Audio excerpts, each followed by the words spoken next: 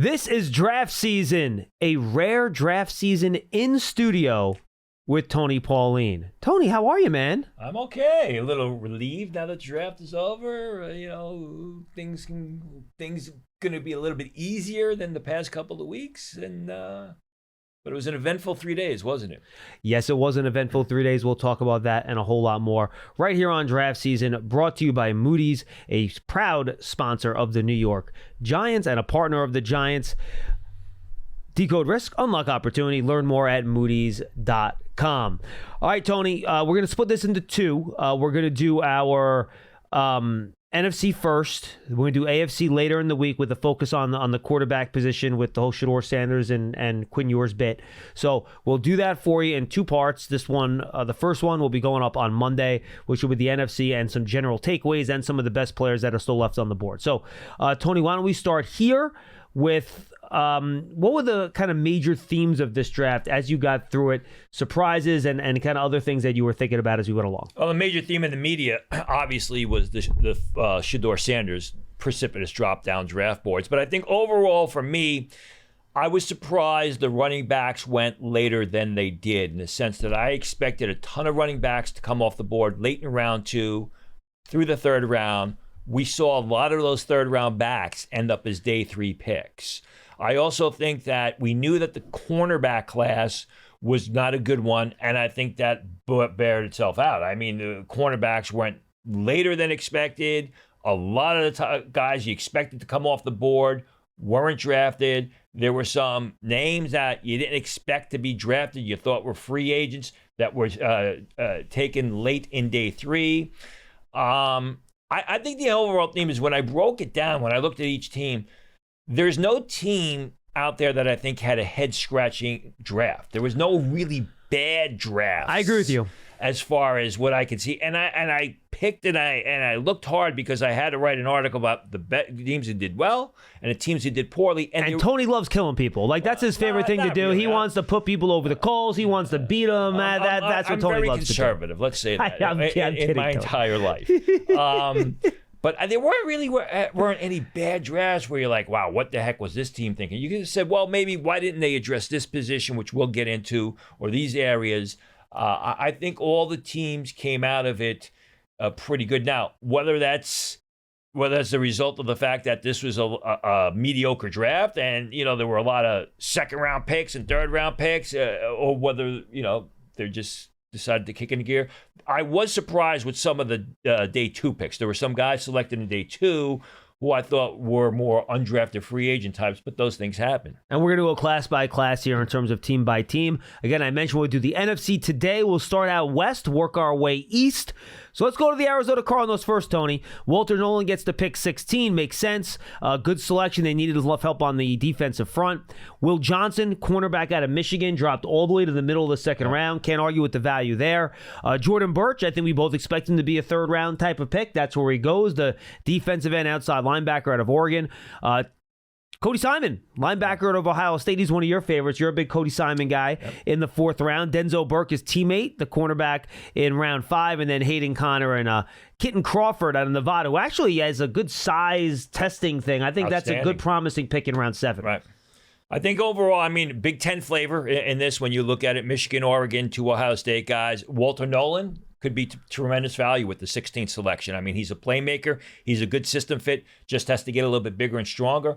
Will Johnson, if it wasn't for the injury, Will Johnson is mid-first round talent. They got him in the middle of the second round. So if he's able to stay healthy and try and get his play back to where it was in 2023, I think they hit a home run with this pick.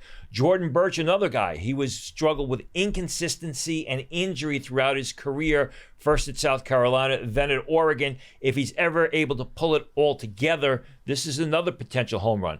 Cody Simon is solid, 3-down linebacker. I thought he was more third-round value. They got him in the 4th round. Denzel Burke has shown ability in the past, but he really hasn't played well, didn't play all that well last year. And you mentioned Kitten Crawford, started his career at Texas, a size speed guy with a lot of upside who really just needs to complete his game. All right, let's go to the Rams here. They had 6 selections, Tony, after trading out of round 1 to get a first-round pick last year, which I thought, by the way, was a really good trade for them. I know it doesn't help you now, right, but I think they got really good value in that trade down with the Falcons. So in the second round, they picked Terrence Ferguson out of Oregon. We all kind of felt like the Rams would want a tight end in this draft last. They get one. Josiah Stewart in round 3, that's where I had him. The outside linebacker out of Michigan, the edge player. Jarquez Hunter, he'll fit right into that backfield. They want guys that'll put their head down and bang it, and they have it with Blake Corum, they have it with Kyron Williams, and now they have it also with Jarquez Hunter. Ty Hamilton, I think 5th round was a really good value for him, defensive tackle out of Ohio State. And then Chris Paul, the linebacker, and Kanata Mumfield, the wide receiver out of Pittsburgh, who had a nice Shrine Bowl. I think the only thing that surprised me here is the Rams didn't address the cornerback position. I think when both of those top tight ends were off the board, they found themselves on the outside looking at the position. Remember, a year ago, they wanted Brock Bowers. So they move into the second round, get Terrence Ferguson. I had him as a 3rd-round pick, but regardless, he's solid in all areas. He's a good blocker. He's a good pass catcher. He's not going to split the seam, but he's a guy that, when his number is called, he'll step up. I thought Josiah Stewart was outstanding value where he went. It is surprising, though, that they take another undersized pass rushers. Granted, they say you can never have enough pass rushers. I guess that's what the Rams are buying into. Jarquez Hunter, you mentioned his tenacity, his physicality. He's also fast. He's explosive. I mean, he can run the daylight. If there's a small amount of room, he's going to beat defenders into the open field. Ty Hamilton, again, they like those smaller 3 technique types. We saw it last year with the kid they took from Florida State, who had a great rookie season in the league. Ty Hamilton is another one of those smaller but quick, explosive, and plays very hard. Chris Paul, some people will say they got great value with him in the 5th round. That's where I had him all along. He just never really lit it up for me, but I think he's a nickel linebacker rotational player. Kanata Mumfield, I had him as a 7th-round free agent. Not big, not fast, but dependable, runs good routes. Gets open. And catches everything thrown in his direction. All right, let's go on. And one more thing on the Rams. Taylor got picked 4 picks before Ferguson did.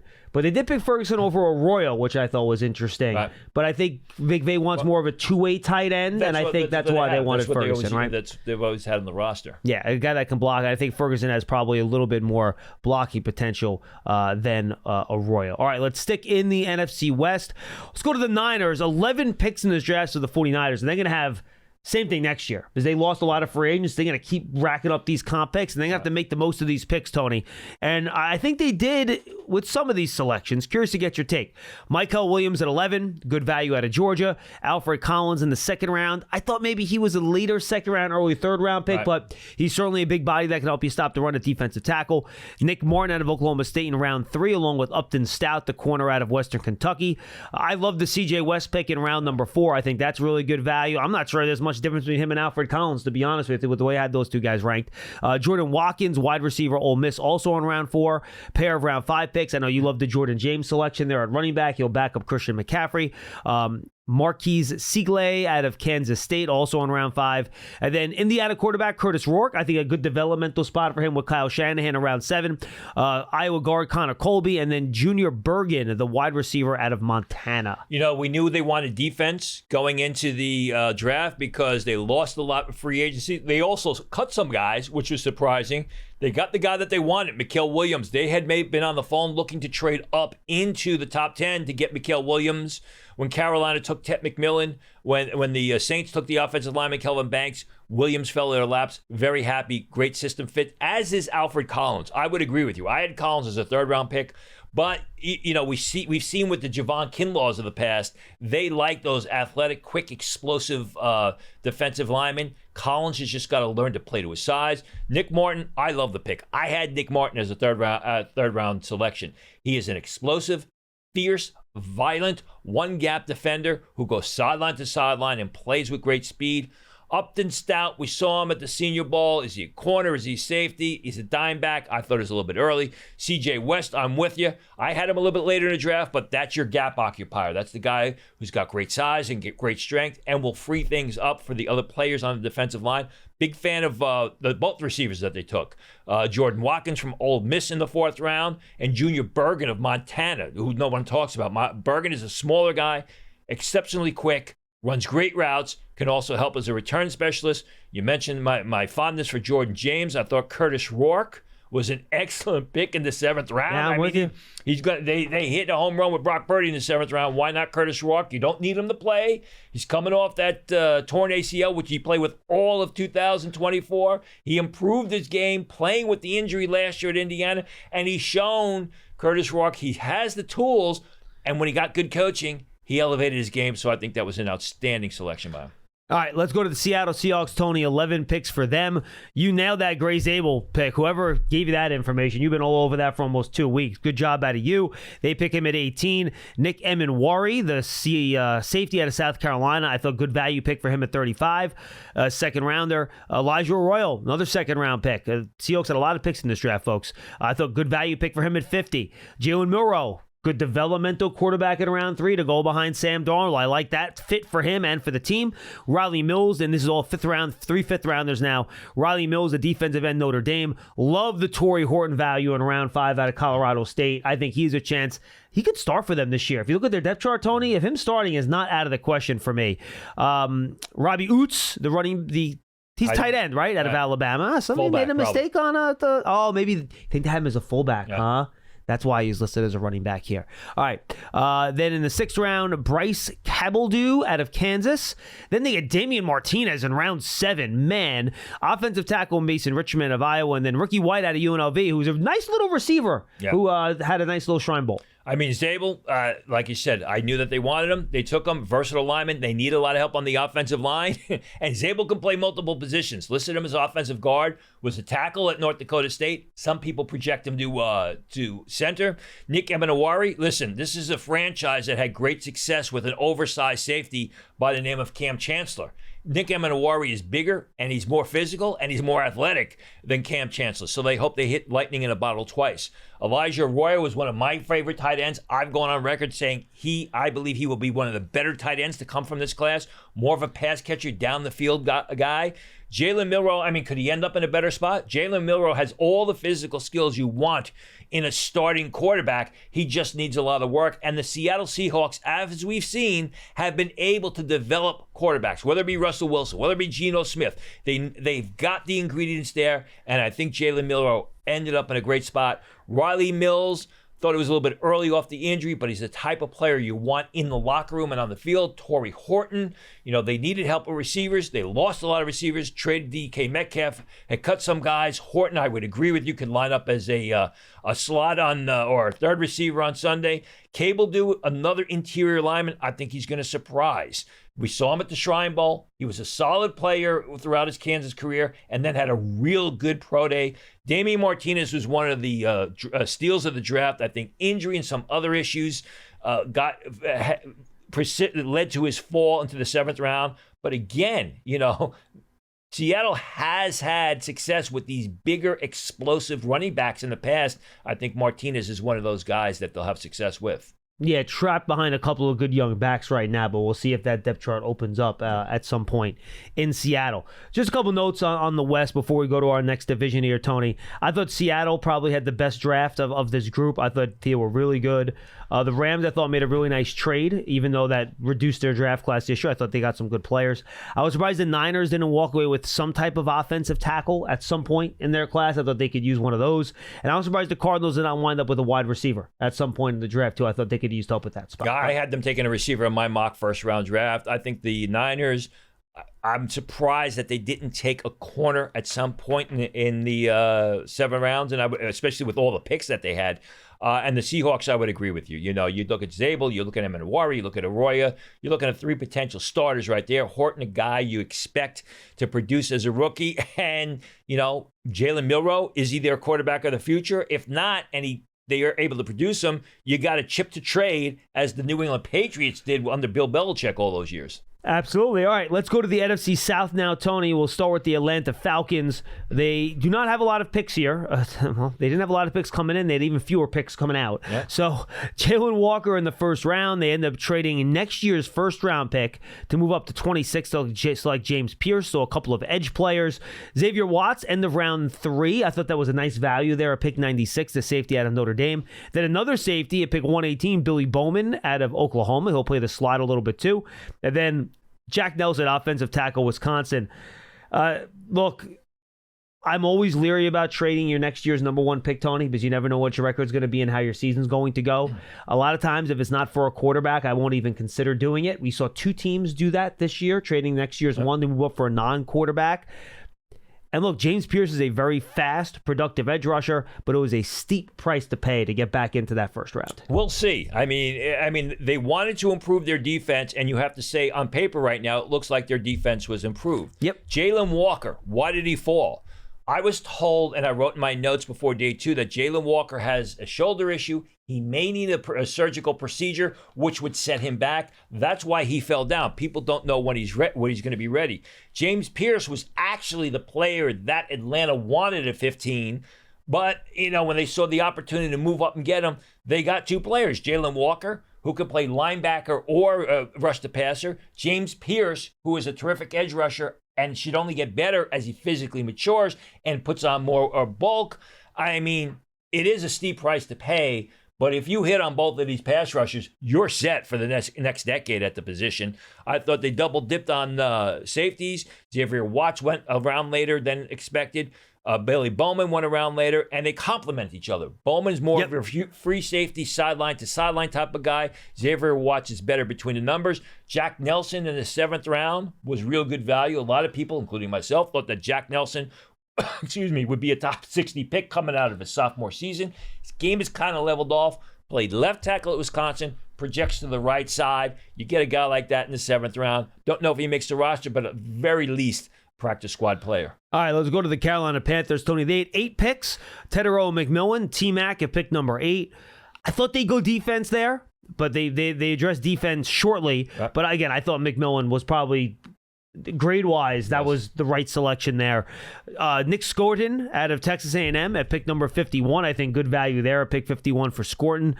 Prince Umanmielen out of Ole Miss in the 3rd round. I think that's a sweet spot for him. Trevor Etienne, and in round 4, the running back out of Georgia. Remember, their first-round pick out of Texas, or second-round pick out of Texas last year, retore his ACL. So he's not going to be ready. Chuba Hubbard is there as their starter, so he'll be the backup. Lathan Ransom out of Ohio State, also on round 4, the safety. And then the big defensive tackle, Cam Jackson. I thought good pick by them to try to solidify that run defense next to Brown, their big defensive tackle. Mitchell Evans, I think, in round 5 is a good pick, a 2-8 tight end to kind of play with Tommy Tremble. And then Jimmy Horn out of Colorado, round 6, speedy, quick wide receiver. I thought Carolina did well. I think this kind of changed the tone of the draft when they selected Ted McMillan with the A selection. Everyone thought, as you said, they were going to go pass rusher, Mikael Williams, maybe Jalen Walker. And we thought McMillan might get to Dallas at 12. He never did. But you know what? Good for Carolina. As I said in the preview show that we did on WFAN, when you asked who my favorite players were, it was Ted McMillan. He is a large, game-controlling receiver. He's reliable. He's dependable. He's fundamentally sound. He's football smart. He's not the fastest guy in the world. He's not the quickest guy in the world. Some people were, just kept leaning on comments that he made a couple of years ago that he doesn't watch film. Well, he didn't watch film, but you know what? He went out and produced every single week, and he was always my number 1 rated receiver throughout this entire process, and he was the number 1 receiver selected. I was very happy to see that. I thought Scourton was great value at 51. There was talk that he could end up in the bottom part of round 1. He didn't. He's an outstanding system fit. People talked about the weight fluctuations, playing at 280 pounds, coming in at the combine at 255. I was told Texas A&M had their players purposely heavier than they should have been, and his playing weight is about 265 pounds. 2-year producer going back to his days at Purdue. Prince Umanmielen. And by the way, just real quick, they did that with Shamar Stewart, too. Yes. He played a lot higher than his actual weight as well. So Stewart, as we'll talk about, should have been about 290, 295. He was playing over 310 pounds at Texas A&M. Mm-hmm. Prince Umanmielen, whatever his last name is. Sorry, Princely. I'll just say Princely. Umanmielen. Thank you. You're welcome. Listen, I had him as a 4th-round pick. He's a guy, when he's hitting on all cylinders, will impact the game. He's tall. He has a thick build. He's athletic. He creates havoc. The problem is the fire is not always going with him. So if they get somebody to give him a boot in the rear end and play the way he's capable of every single down, they got a player there. Good speed rusher for Trevor sure. Trevor Etienne in the 4th round I thought was great value. Very creative ball carrier, sort of like his brother. Outstanding position receiver out of the backfield. kind of runs hot and cold, and you saw that last year at Georgia. But when he's on his game, he is tough to stop. Latham Ransom, solid overall safety who rebounded from injury. Cam Jackson, a bigger interior lineman. Mitchell Evans, another two-way tight end. Good pass catcher as a short and intermediate range pass target. Can also block. And then Jimmy Horn, like you said, I mean, they had Shedeur Sanders had 4 terrific receivers to throw the ball to at Colorado. Jimmy Horn was one of them. A little bit smaller, but speedier guy, needs some space to work. All right, let's go to the New Orleans Saints here. They had 9 picks, Tony. Kelvin Banks at 9th overall. He was one of my guys with a first-round grade. Good pick at number 9. They continue to invest in the trenches and again and again and again and again. Then they go quarterback at pick 40. It had gotten around the league that Tyler Shough was the Saints guy, the quarterback that they liked. They might need him to play right away with the Derek Carr shoulder injury, so he's pick 40. Vernon Broughton out of Texas at pick 71, kind of a run-stopping defensive tackle. Jonas Sanker out of Virginia in round 3 at 93. Danny Stutzman, 4th-rounder, linebacker, Oklahoma. Quincy Riley, 4th-round corner, Louisville. Devin Neal, great value, a running back out of Kansas in round number 6. Moliki Mataveo out of UCLA in round 7, along with Fadil Diggs out of Syracuse. I think those are 2 good value picks in round 7. I thought the Saints had a nice draft. On paper, they did. You know, I like Kelvin Banks. We both like him. Potential guard, maybe a tackle. Unfortunately, you know, New Orleans is the place where offensive linemen go to die. Because, I mean, that's the truth be told, because they continually take offensive linemen in the first round, some in the second round, and they're always looking for offensive linemen, which lets me believe there's a problem there. Tyler Shough, I mean, he, after Cam Ward, was probably the most NFL-ready quarterback. And like John said, you may need him to play based on Derek Carr's injury.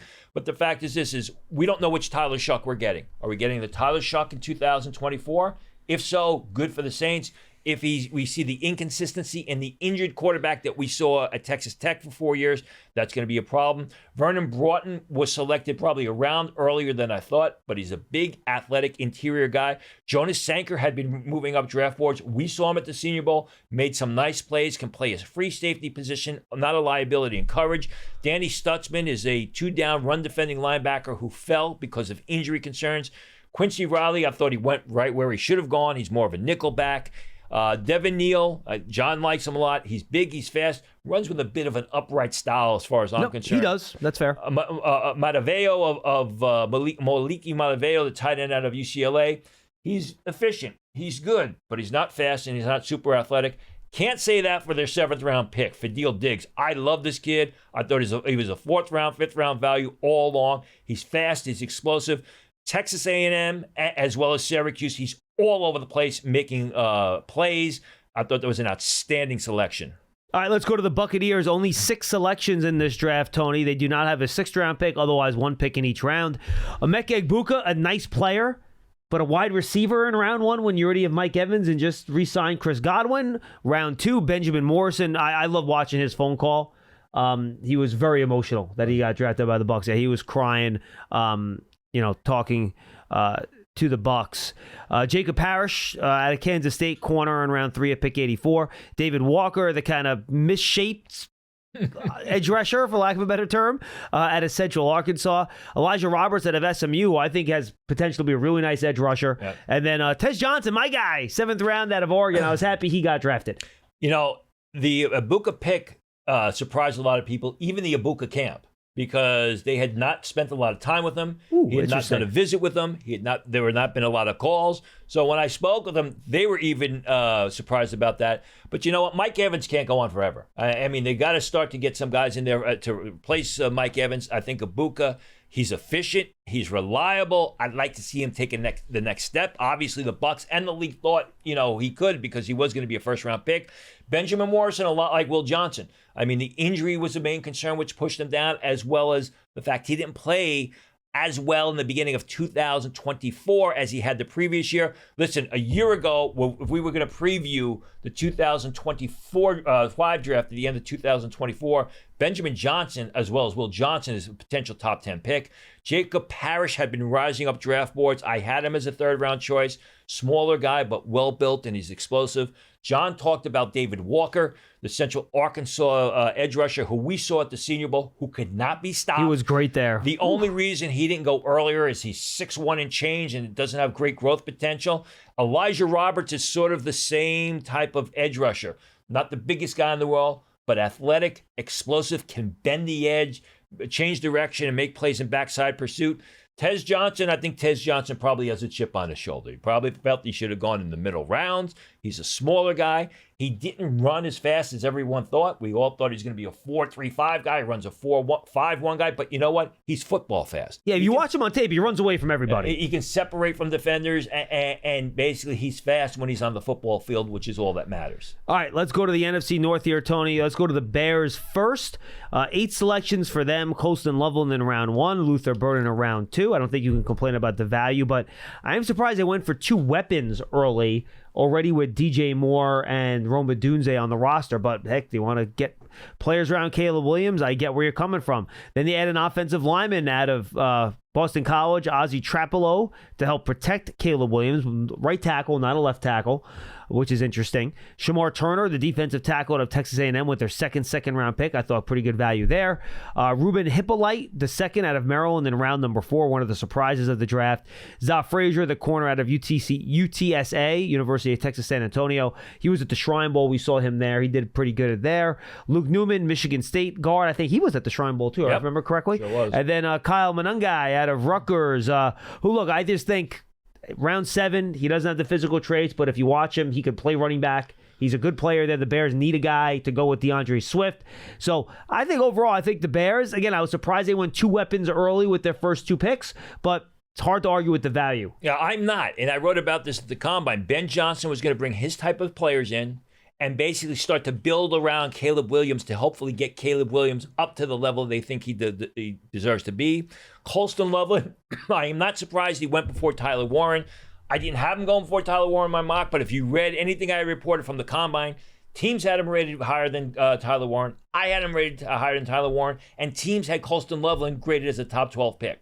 As I said time and time, he's more Brock Bowers than Tyler Warren was, which is what Ben Johnson wants. Luther Burden could be great value at number 39, a terrific receiver who, coming into the season, was graded as the number 1 prospect by NFL scouts. Not the number 1 receiver, the number 1 prospect. Needs to expand his route tree and just improve the details of his game. Ozzie Trapelo, as you mentioned, I had written before day 2 started that he was rising up draft boards. I thought round 2 was a little bit rich, but he's a versatile guy who will be a terrific swing offensive tackle. Shamar Turner, I thought was excellent value late in round 2. He's explosive. He's athletic. He's just got to learn to play a little bit bigger. Ruben Hippolyte was a surprise in round 4. 5'11 and a half, 235 pounds, ran a 4.45 at his pro day. But he plays like that. If you've watched Maryland the past 3 years, he is an explosive sideline to sideline, one-gap defender who is great in pursuit, struggles making plays in reverse, but they drafted him, I'm sure, on the inside to chase the action and play special teams. Zoff Frazier, great size, great speed, flashes ability, needs work on his game. Luke Newman, a smaller zone-blocking offensive lineman, started his career at Holy Cross, where he played tackle, played guard last year at Michigan State. He's got to get a little bit stronger, but 6th round was good value. And, you mentioned Manegi, one of my favorite running backs. Don't be surprised if he makes the active roster because he's just smart. He's tough. We interviewed Kyle Manegi. He had scholarship offers to play football at Ivy League schools. And he went to Rutgers. Maybe you can question that decision, but he's a tough guy, and he really carried the load for Rutgers the past couple of years. He was their offense. Let's go to the Lions, Tony, and what I wrote down is that this tracks for them. This is a very Lions draft, and that's not a bad thing, by the way. Right. Tyleik Williams at 28th overall. I think both of us saw him as maybe an early second-round guy, but he's a really good player, safe player. Improve your run defense. Tyleik Williams at 28, solid as a rock. Tate Ratledge, end of the second round. Again, I saw him as a early third-round guard. He's scrappy. That dude just has Dan Campbell written all over him. It's like if Dan Campbell could build an offensive lineman in a lab, they would look exactly like Tate Ratledge. So that made sense there at pick 57. Isaac Tesla, I thought was a little bit early at pick 70 in round 3, but man, his tape's better than you think it is when you look at the numbers. and he runs really well, and he's big. So I thought that was a good pick. Miles Frazier in round 5, I thought that was good value for the guard out of LSU. He could work his way into the starting lineup at some point. Ahmed Hassanin, again, just talk to him. He just a Dan Campbell personality. I think it fits well. Dan Jackson, another type of Dan Campbell personality out of Georgia. And then finally Dominic Lovett, his teammate in Georgia, the wide receiver. This just felt like it's such a Lions draft. Like it just, they just want to add to that character and personality they have on that team. Williams was a guy that I had going in my first round mocks right around combine time. And if you watched this show during the college football playoffs, I had said that I thought he helped himself more than any other player in the college football playoffs, because while Jack Sawyer was making the splash plays and getting a lot of the headlines, it was Tyleik Williams who was occupying double gaps, who was taking on double team blocks, which freed up a lot of things for both Sawyer and JT Tuimoloau. Athletic, explosive, and he's also shown an improved game the past 2 seasons. You got to like that. Ratledge and Miles Frazier are both the same type of offensive linemen. Like you said, Dan Campbell, punch-in-the-mouth type of blockers. That's why they took him. Tesla, I would agree. Tesla I had as a 4th, 5th round choice. Obviously, they like him in the 3rd round. He's big. He's athletic. The production isn't there, but he didn't get a lot of opportunities. I guess the Lions think, we'll just throw him the ball. He went out for the contested pass, but he can also run past opponents. Arkansas's quarterback situation wasn't the best this year. No. Ahmad Hassanian, as you mentioned, good in that 4-man line. Great story. Incredibly athletic. Dan Jackson, very workmanlike, who I think ran faster than people thought during his pro day. Dominic Lovett, he's got decent speed. Those Georgia receivers had problems holding on to the football last season. So he's got to be able to do that in camp, or he'll be looking for another job. All right, let's go to the Green Bay Packers here, Tony. They start off with 3 offensive players, and they pick 3 defensive players before wrapping things up with a corner and a guard. Matthew Golden, very excited to announce their first wide receiver in the first round. 2003? That was funny the way they did that. Yeah, 2002. 2002. Walker, right? Javon Walker was the pick in 2002, right? Then they pick Anthony Belton in round 2 out of NC State. I like Belton. I thought that was a little bit early for him in round 2, but I think he has a chance to be a good player. Then Savion Williams, who he's listed at wide receiver, but he's going to be used, I bet, as a running back and a bunch of different ways as a weapon. But the Packers just continue to load up that wide receiver room. Then you had Barron Sorrell out of Texas, the defensive end in round 4. Colin Oliver, Oklahoma State, defensive end in round 5. Another trench guy, defensive tackle Warren Brinson, a guy we both like in round 6. I thought that was good value. Micah Robinson, round 7. John Williams, round 7, a corner and a guard. Golden is the guy. I'm sure they were surprised he dropped to him. They needed speed at receiver. He's the speed receiver. So they added a receiver. I knew they were going to add a couple of receivers. With Golden, they got the speed that they needed. Belton, like you, I was surprised. Belton, it's hit or miss with Anthony Belton. Scouts at one point in time had him as a potential first-round pick. He's big, he's athletic, but he's inconsistent. He blocks with terrific fundamentals, but he doesn't finish blocks. So 2nd round was a little bit early. It's interesting you talk about Savion Williams potentially playing running back, because that's what I reported before the draft. I should mention, by the way, Christian Watson is out for the year. He's their speed wideout, which is why Golden was even more important for them. Pardon me, I'm sorry. That's all right. A bigger contested catch guy who, like the last bigger contested catch guy that came out of TCU, struggles catching the ball at times, but I like his game. Sorrell was a good edge rusher. Colin Oliver's more. They have him listed as defensive end. I don't know if they're going to use him as a linebacker. Struggled last year with injury to Oklahoma State. Warren Brinson, as you mentioned, a player we both like, was terrific at the Shrine Bowl. Good at the combine, had a great pro day. Micah Robinson is an athlete more than he is a football player, but he's a developmental prospect. John Williams played left guard at Cincinnati, projects to left tackle at Cincinnati, projects to guard. A solid small area blocker. All right, let's go to the final NFC North team, then we'll get to the NFC East. Minnesota Vikings, Tony, they only had 5 picks in the draft. Surprisingly, never did actually trade down to pick up more selections. We thought they were a prime team to do that. And I'm sure they had the opportunity. The Giants traded up to 25 to get Jackson Dart, the pick after the Vikings. So I'm sure the Giants called the Vikings and offered them the same deal, right? And the Vikings decided not to do it. They select Donovan Jackson at 24th overall. Good pick. Your guy, Ty Felton in round 3, the wide receiver out of Maryland. Tyrion Ingram Dawkins, kind of like that end tackle tweener flex guy in round 5. Kobe King, brother Caleb King in round 6, the linebacker out of Penn State. And then Gavin Bartholomew, the big tight end out of Pittsburgh, also in round 6. It's also interesting you mentioned potentially trading with the Giants, because in my final mock, I had Donovan Jackson going to the second round to the Giants, and they took him in the first round. A guy who did a great job coming back for a senior year after a very uninspired 2023 campaign. He's a good zone blocking lineman who just needs to get a little bit stronger. Ty Felton, one of my favorites, good size, good downfield speed, consistent catching the ball. You mentioned Ingram Dawkins, solid athlete. I mean, he's shown the ability to rush the passer. We saw him at the Senior Bowl. He can also rush the passer from end or inside at the tackle. Kobe King, more of a run defender.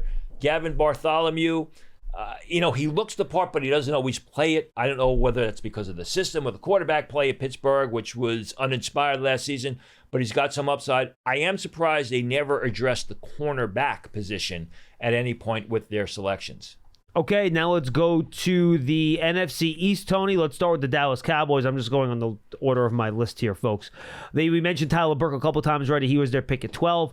Donovan Ezeraku, as Tony has teased me many times, I like that pick at 44. I thought he could be a first rounder, dropped into the second. Savon Ravel, who both of us are a big fan of, we thought he would be an early second round pick. And if he did not get hurt this year, he could have been a top 15 pick in this year's draft. He goes at 76. No fourth round pick for the Cowboys. In the fifth round, they select Jaden Blue, running back out of Texas, kind of a big play running back. I think that's a good value. And then a bunch of guys that fill out the trenches on both ends, along with one more running back. Also kind of, he looks like a trench player, even though he plays running back. Shamar James, the linebacker out of Florida in round 5. Johnny Cornelius, tackle out of Oregon. And then 3 7th rounders, Jay Tua, a defensive tackle out of UCLA. Phil Maffa, the big bruising running back out of Clemson. And then Tommy Akinbisetti out of Maryland, the defensive tackle. And the interesting thing here is no receivers. And, I reported, and it was picked up that they were going to look receiver. In fact, there was a report that they were trying early on but from ESPN, that they were trying to get into the top 10 to take a receiver. Never came to fruition. Tyler Booker, outstanding blocker, fits the Cowboy system. 12 was a little bit rich for my, as far as my board was concerned, but still a real good player. Ezeraku, I think the interesting thing with him is, are they going to have him stand over tackle? Are they going to have him come out of a three-point stance? Or are they going to use him at both? But a guy who can rush the passer and a smart, tough player. Siobhan Ravel, if they get him back to where he was before the injury, they hit a home run with this pick. Jaden Blue needs work on his running back, on his ball carrying skills. Shamar James is a slower one-gap linebacker. Cornelius is going to be a good swing lineman. I think he started his college career at Rhode Island. Yep. Played right tackle at Oregon. I think he's more of a guard, but still an inexpensive backup.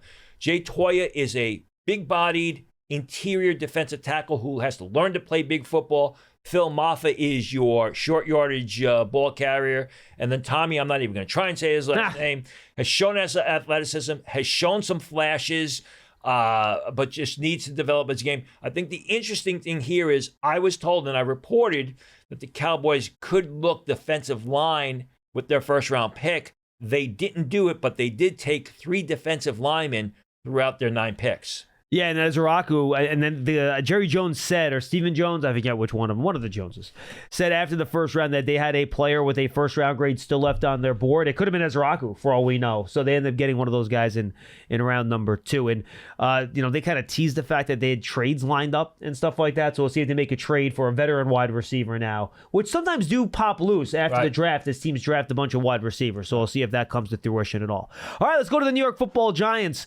Tony. Abdul Carter, 3rd overall. They trade up, trading pick 99 this year and a 3rd-round pick next year to the Houston Texans to select Ole Miss quarterback Jackson Dart at 25. Darius Alexander at 65, a 3rd-round pick out of Toledo. I thought that was a nice pick. I had a 2nd-round grade on him. Cam Skattebo, top of the 4th round, pick 105. Marcus Bowe, the versatile offensive lineman. Giants will try him at tackle first at pick 154 in round 5. And then 2 7th-round picks, Thomas Fidone out of Nebraska, who's a guy that can move. He's a good athlete. Also showed he could block at Nebraska. And then Corey Black, the cornerback out of Oklahoma State. Abdul Carter, we've beaten this to death. They got the best player in the draft with the 25th selection. Jackson Dart, I'm not a big fan of trading back in for quarterbacks because I think they're always overdrafted, but the Giants basically gave away nothing for this. They gave away a third-round pick this year, which was a compensatory pick, found money. 99th selection is more like a fourth-round choice. I think they did a good job there. Darius Alexander, as John mentioned, very athletic. He's got good size. He just needs to learn to play to his size, add some power to his game. Cam Scatterboo, I think, is going to be a legend with Giant fans. You're going to hear a lot of oohs and ahs as he drives through defenders rather than trying to run around them. He's a great compliment to Tyrone Tracy. Marcus Bowe, you said they're going to try him at tackle. Very athletic, has an upside, little light on the bottom, needs to add some power to his game, but has an upside. I think he's got a great future. Thomas Fidone was kind of pushed out at Nebraska because that offense didn't fit his system. The coaches told him, transfer, enter the draft. He decided to enter the draft. He's going to be, I believe, a very good number 2 tight end. He can block. He can catch the ball. He's an intermediate type of pass catcher. Corey Black, maybe a bit of a surprise, but a size speed guy who consistently showed improvement in his game and played his best football as a senior. That's what you want out of a cornerback entering the draft. All right, now let's get to the Philadelphia Eagles, Tony, who just continue. Yeah. Look, the reason good teams are good is because they draft well, right? And the Eagles, I think, had another really nice draft. I thought the Giants had a nice draft, too. Yep. Jai Campbell gets to 31 because of the injury stuff we talked about leading up to the process. Andrew Makuba at 64. It's a little high for me for him, but he's a really fun football player to watch. They need to replace Chauncey Gardner-Johnson. I think he does fit into that type of category with the way he plays, so I think that's a good fit there. Ty Robinson around 4. I think that was good value. 3 technique, 5 technique, upfield type of guy. Then in the 5th round, Mac McWilliams, Schmeelk Mondin. Mac McWilliams, the cornerback at UCF, linebacker out of Georgia, Mondin Jr., and then Drew Kendall, who again is an athletic, moving center, great backup for Cam Jurgens at that position. And then in the 6th round, Kyle McCord, development to quarterback, Miles Hinton, a tackle out of Michigan on the offensive tackle, Cameron Williams, offensive tackle out of Texas. He, again, you get him with Jeff Stoutland down there. He's got a lot of talent if you could develop into something. And then Antoine Powell-Ryland, who's a speed rusher coming off the edge that'll kind of go into that Eagles rotation at edge rusher. Yeah, the rich get richer. I mean, I look at all these selections and I said the biggest problem with this draft is there's not going to be enough room on this roster because the Eagles have only a certain amount of spots they're looking to fill. And I think that these guys will make a roster in some of another team in some form or another. Jihad Campbell, I had reported that shoulder issues was pushing him down draft boards. It could have fallen out of the first round. Howie Roseman trades up, gets him. Now he has him for 5 years. There's some concern Jihad Campbell may miss a portion, if not his entire rookie season because of the issues.